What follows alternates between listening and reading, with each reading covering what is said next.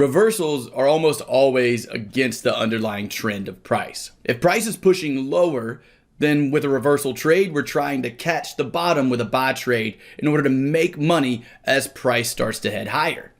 And the opposite, if price is heading higher, we are trying to sell at the very top in order to make money as the price drops. Now, if you've ever tried to do this, then you know how hard it can be. And although there's no way to ever pick 100% accurately the tops and bottoms of price, there are different factors, patterns, and strategies that we can use to pick high likelihood reversal trades that can potentially lead to massive profits. Honestly, when I first started trading, I lost a lot of money trying to trade tops and bottoms until I found this simple strategy that completely changed the way I looked at reversal trades. So today, I'm going to be teaching you the entire strategy I'm talking about, along with showing you how we use this strategy to pull out some massive profits from a dollar Canada trade we had last week. So if that sounds good, go ahead and click that like button for me. Go ahead and subscribe if you are new and click the notification bell. I'm gonna let the intro and disclaimer roll, and I'll see you directly after.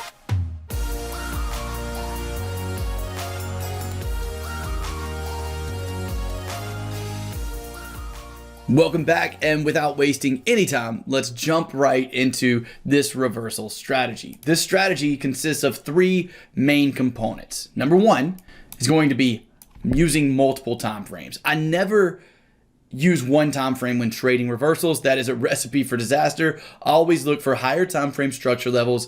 I call these OTZs. And I'm going to teach you how to spot these in our first example. Another thing we're going to be using is the RSI indicator to help us improve the accuracy of reversal trades. On top of that, we will use divergence as well throughout this first example. I'm going to teach you how to read the RSI indicator in case you're brand new, along with how to spot divergence. And number three, we're going to be using chart patterns like double tops and bottoms, along with head and shoulder patterns for our entries. So as you can see, very simple. We're going to talk about exactly how to do each of these right now with our first example. So the first thing that I'm going to do is look at my higher time frame. For me, I trade on a 4-hour chart. I am mostly a swing trader. I day trade every now and then, but for the most part, all my trades happen on the 4-hour chart. Because I get this question so much, I'm going to draw out a chart because I'm constantly asked, Steven, can I use this on different time frames? Here is our entry time frame, and here is our higher time frame that we're going to be looking for structure levels at. Let's go ahead and, that's a long F. Let's go ahead and draw this out. So I'm trading on the 4-hour. That's my entry time frame. I'm looking at the daily chart for structure levels. If I'm trading on the 1-hour, I would be looking at the 4-hour for structure levels. So if I'm trading the 15-minute, I would be looking for 1-hour structure levels. If I'm trading the 5-minute, I would be looking for 15-minute structure levels. Screenshot that, remember it, whatever you got to do. I'm just constantly asked how to use things like this on multiple time frames. For this strategy, the first thing that I do is look at my higher time frame. For me, that is a daily chart. Very simply put, on this chart, I'm going to be looking for important levels of structure. Important levels of structure for me is the next level of support price will hit for a bullish trade. Now, I literally mean the very next level of support price is going to hit if it continues lower. When price is moving, it is constantly creating support levels as it pushes up and resistance levels as it pushes down. What I'm looking for is these support levels that price has created. And if price is right here, I want to look for the very next one price will hit if it continues lower. As you can see, looking at our dollar Canada chart here, we have that level right here. After I spot that level, in order to classify this as an important level of structure, as a major level, as something I call and refer to as OTZ or optimal trading zone, in order to validate this as one of those, it must have been tested multiple times looking left. So here counts as one time. Scroll the chart back, and if you see another time that price used this level in a dramatic way, like we have here, then that counts, for me at least, as an optimal trading zone, and that is my first step. I want to trade in this zone to trade a reversal. Now, why am I saying this is a reversal? Well, on our 4-hour time frame, on our entry time frame, price is now in a downtrend. You'll see that very shortly. The second thing we need after the OTZ was what? The RSI indicator. So I have that plotted on the chart. It's very easy. Go up here to the indicators tab, type in RSI, and pick relative strength index. How to read the RSI indicator is if the RSI reading is above 70, that is considered overbought territory. If we're under 30, that is considered oversold territory. So what we're looking for on our daily chart is once we enter our OTZ, our optimal trading zone, we want the RSI to go oversold while we're in that area. Let's see if that happens here. As we push price forward, we see that we're not quite oversold yet. I'll try to zoom in on this so it's easy to see.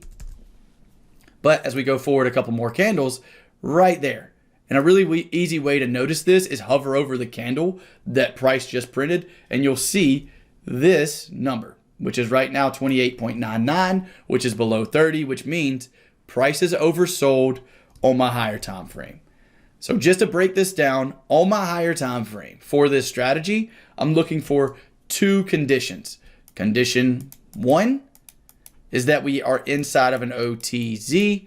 Condition two is that the RSI is either oversold or overbought. In this case, oversold, because we are looking for a bullish trade or a buy trade. Okay, now that my conditions are met on my higher time frame, it's time to drop down to my entry time frame. For me, that is a 4-hour chart. As we drop down to my entry time frame, there are two things I need to see. Obviously, I need this to be inside of my OTZ. I need the lower time frame to be there as well, right? But I also want to see that price on my lower time frame, my entry time frame, has went oversold as well for a bullish trade. Now, has went oversold means that at some point we've crossed below the 30 mark. Now, here is where I find my most accurate trades. On my entry time frame, I not only want to see that prices went oversold. That's a good trade. That's a okay reversal scenario. I want to see RSI divergence. For those of you who do not know what that is, RSI divergence is simply when price is consistently making lower lows and the indicator is making higher lows. If that happens, that is called divergence. If it happens on the RSI indicator, we call it RSI divergence. If I have these two things combined, in my OTZ, higher time frame is oversold. Then I see RSI divergence on my lower time frame while in my optimal trading zone. I'm just looking for one more thing, and that is my entry. My entry is a double bottom, which we can see that we have right here. If you want my exact rules for double bottoms and tops along with head and shoulder patterns, I did a video a while back that goes through the specifics, but a double bottom essentially is a retest of a level. A double top is exactly the same. Head and shoulders pattern, all that can be found in that video. If I try to explain it here, this video is going to be way too long. But I look for these double bottoms, and after that double bottom, I want to see buying pressure that I define as anything I consider buying pressure, like a long-wicked candlestick or a big green bar, just buying pressure of some kind after my double bottom for entry confirmation. In this case, on the chart, do you see that? What about this long-wicked green candle? So specifically, that would be the entry. So now, let's see. Let's do a stop loss under our zone. Let's do a target at 2-to-1. And let's break down the entire strategy. I'll put a little list of the rules beside me. Rule number 1, higher time frame at an OTZ or major level of structure. Rule number 2, higher time frame goes oversold. This is for a bullish trade. Rule number 3, drop down to the trading time frame. Trading time frame enters the OTZ or optimal trading zone. Trading time frame also goes either oversold or, for the best trades possible, has RSI divergence.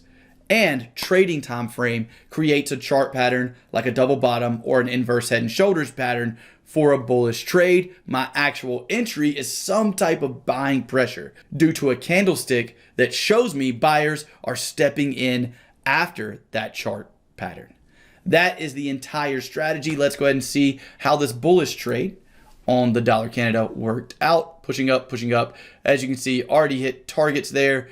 and would have went on to hit some massive targets, which is the great thing about reversal trades. Reversal trades are great when you can get them this accurate, when you can add all these conditions and they can become above 55% accurate, which they are for me when adding all these conditions together. But they're also incredible trading opportunities because of the high reward to risk ratio you can get with these types of trades. So at this point, we've taken a look at a bullish example. We're going to go over to the trade I actually had on the dollar Canada, which was a bearish trade last week. We caught some really good profits out of that. We're going to take a look at that trade itself, and then I'm going to talk you through the analysis and give you an entire example of a bearish version of this strategy. I'll see you in just a second. This is actually a trade we talked about last week, as you can see on the screen. Last week, I actually thought it was going to stop us out, but it ended up working out really well, as you'll see right about now. And at this point, we have just taken off profits. So let's check out how the entire trade played out and go through a bearish example of the strategy you're learning today. So breaking down the strategy itself, what is step number one? See if you can remember. Well, it's our higher time frame, right? And we're looking for what? We're looking for those OTZs, or optimal trading zones. The way we look for those is by spotting the level of structure price will hit if it continues up. Remember, we're looking for resistance levels because we're going to do a sell trade or short the market once we get to this area. So if I'm looking at price, and price is right here, as it is right now, and I want to know what the next level of resistance is going to hit if it continues higher, all I have to do is look up and left and spot this major level of resistance. When spotting that resistance level, I need to ensure that it's been tested at least 2 times or more. This would be number 3. So with that being the case, does this level meet that criteria? The answer is yes, and we have a valid OTZ, or optimal trading zone. What's step number 2? Step number 2, simply put, is that the RSI on our higher time frame needs to go into overbought. What's overbought? Above 70 on the RSI. We have overbought right now, but price is not in our OTZ, so we don't have that condition met. Price needs to go overbought and be in the OTZ. At this point, we have overbought, we have price touching our optimal trading zone. What's our next step? Now that we've done this, and this is exactly how I actually placed the trade we just took a look at. After this happened, I dropped down to my 4-hour chart. What do I want to see here? I want to at least see that price on this time frame, the RSI on this time frame, has went into an overbought scenario. Even better accuracy if we see divergence. In the case of divergence, when looking for a sell trade, we're looking for price to be making higher highs and the RSI to be making lower highs. So with that coming together here, we have those conditions met as well. The next step is to wait for my chart pattern. In this case, it was a double top. Let's push the market forward till we see it. There's the first bottom. There's our double top. We have price pushing up. We have one top. We have a neckline. We have our second top. Now I'm waiting for selling pressure, and that is my exact entry. So let's push the market forward till we get some selling pressure. That looks like selling pressure to me, showing us that bears plan to step in somewhere around this area from just red candles. We just want to see some sellers step in and push the market down from our double top. We get that, place our trade, stop above our zone, and targets. I believe we exited with about a 2-to-1 here on this trade. I think it was somewhere up here, something like that. It might have been a 1.5, but let's check it out and see how it worked out. We got close to our stop and then eventually did, in fact, push down to hit targets here on a bearish version of this dollar Canada trade that we had last week. Now, do you see how consistent and rules-based this approach is? Let me ask you a question. The last time you placed a trade trying to pick the bottom or the top of a market, did you do so using some kind of rules-based system, or did you do so based around random bits of technical analysis? That is nearly impossible to make work. That would be like a 16-year-old trying to drive somewhere new without the help of Google Maps. I'm 29 and I can't even get anywhere without the help of Google Maps that I've never been. So it's nearly impossible, right? We're going to use this rules-based approach to our reversal trades to act as a map that guides us to profits in our trading. So remember, consistency is key in trading. It's literally in the words consistently profitable trader. If you ever want to make consistent profits, then you must have a consistent way of trading like we discussed today. Now, let's take a look at a losing trader's brain against a winning trader's brain or a profitable trader's brain. Let's go ahead and draw this out. We have the losing brader's train. Dyslexia just hit me so hard, guys. Losing trader's brain over here, and we'll call this the winning trader's brain. Now, essentially, to be a winning trader, there are 3 things you must master. They consist of a strategy that makes money over time, a risk management plan that keeps you out of your emotions while you're trading, and good trading psychology to continue to stick to that risk management plan and that strategy, even if you go through strings of losing trades called drawdowns. There's more to trading than that, but essentially, in a nutshell, that's all that profitable trading is. But so many beginners and struggling traders get stuck on the strategy part. So as a losing trader, we'll call him LT, this is what their thoughts look like inside of their brain. It might look something like this, where we have strategy and money is all they really think about. And in the back of their mind, they sometimes contemplate risk management and trading psychology. If this is what your mind is doing, this is the thoughts that you have while you're trying to be a profitable trader, you're never going to make it.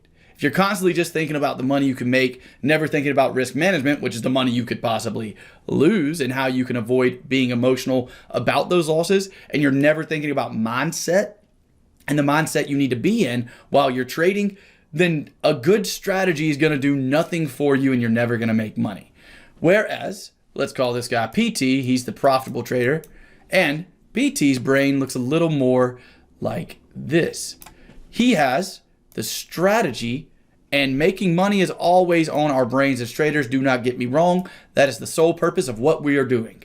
But you have to separate that enough to be able to think wildly more about risk management and trading psychology than just the strategy or making money. Instead of just thinking about money and a strategy, a profitable and a professional trader is constantly thinking about risk management and avoiding becoming extremely emotional in trades. A big problem with your trading right now, if you are losing money, is likely one of these two, trading psychology or risk management. You're probably risking too much of your money every time you place a trade, and it's causing you to have bad trading psychology, to switch strategies all the time, to move your stop loss when you shouldn't, to take profits early. The list goes on and on when it comes to the problems that not having these two in check can cause. So what I'm telling you essentially with this little lesson and diagram is to switch your mindset from a losing trader and to a profitable trader. Change your thoughts to consistently consider risk management and trading psychology over strategy. Again, I understand that making money is the entire reason we're here, but until you understand trading psychology and risk management, you'll never make money. You can have a good strategy all day long, but if you don't master those two things, you're never going to make money. Now, we do have a completely free beginner's course that will teach you about trading psychology, help you to master risk management, and we actually have a couple of strategies that have proven to be profitable for me within that training. The link for that will be somewhere on the screen along with in the description. If you're ready for some more advanced training, we do have some space available in the EAP Training Program. You can find that link in the description along with now. It should be on the screen along with some testimonials of traders who have recently graduated from the EAP Training Program, which comes with a full training course teaching strategies that I consistently trade on a daily basis, along with email alerts 3 to 5 times a week of me trading those strategies in live markets, and much, much more, including a 60-day money-back guarantee. If you get inside the program and don't like it for any reason, email us and I'll have my support staff send you a refund ASAP. With that said, I'm gonna let you guys go. If you enjoyed this video, please go ahead and click that like button for me. Be sure to comment below if you made it to the end, and subscribe if you are new. I'm gonna get to dinner with my girlfriend and a couple of friends actually, and I will see you in the next video. Hopefully our steak is good tonight. Last time we went to this restaurant, it was like really bad, but tonight we're gonna be drinking a bit, so I probably won't taste it anyway. I'll see you guys next time. Talk soon.